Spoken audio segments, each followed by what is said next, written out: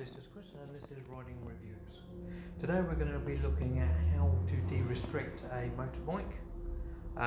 Generally, most 50cc bikes are restricted. If you do this, your insurance may be void and your warranty probably will be as well. So first we'll start on a scooter. So this is what's called a variator, and as the engine speeds up, this will spin round and a belt will go up and down here. On these, they can be restricted by usually a washer on the back of this. If you remove the washer, it allows it to move out more. The next one for an older style bike is one of these. And with a carburetor, you're supposed to have a rubber grommet that goes in between the carburetor and the manifold, and that just lets the fuel go through this hole here. As you can see, the hole is a lot smaller on this one, and that will stop the correct air getting through, and it will slow it down quite considerably. This one is off of a Champ 50cc.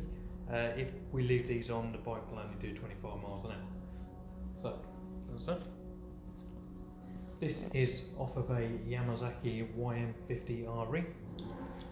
As standard, they come with these, which restricts the bike in third and fourth at 7,000 revs. This device here is direct exchange for those, and this will then restrict the bike at 11,000 revs, letting you do about 45 miles an hour. This is the de-restricted CDI, and this usually goes on some of the older style bikes. This is for a carbureted bike. Usually, if they're not restricted, they are white. And that one. This one was like off of the Yamaha YM50 3D. You can see there's a 4-plug and a 2-plug. With these, if you remove the 2-plug, that removes the restriction. And that bike will also do about 45 miles an hour. So now we come to the, this is a OBD2 reader and a remapping tool. This is generally for the Rock, the SDA Rock 50cc, and you would need to remap that because it is a fuel injected bike. So you plug this in, go through the process, and it changes the restriction on that bike from 7,000 revs in every year to no restriction. So now we come on to the older style bikes that had 2 strokes and whatnot. They used to be restricted a slightly different way. So when you accelerate a bike, a carbureted bike, this little stopper here gets pulled up by your accelerator cable, and it lets more fuel through the internals of the carburetor.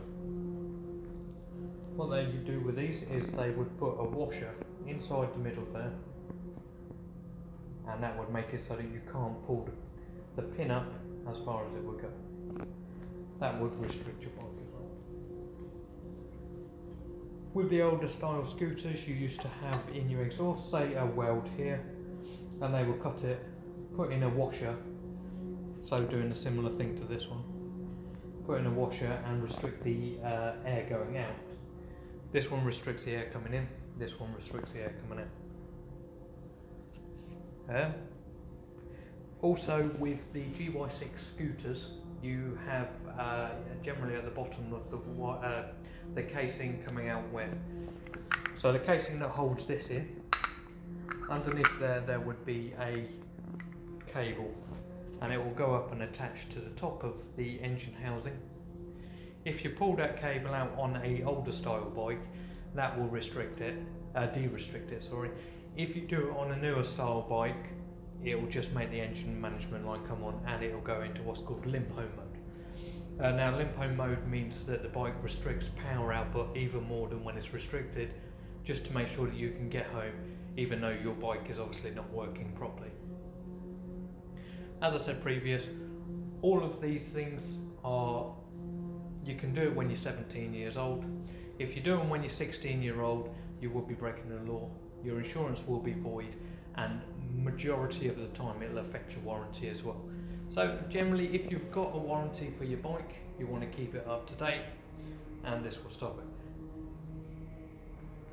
People say that, well, the law is that the bike should do 28 miles an hour.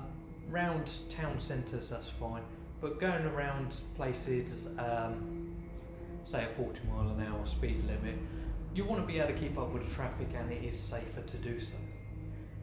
So I don't believe that they are correct, the people who made the laws, but we have to enforce them regardless. So, as before, if you like what you see, please comment below. And if you want to see more videos like this, please hit that subscribe button and the bell button, so every time I upload a new video, you will get a notification. And as always, ride safe.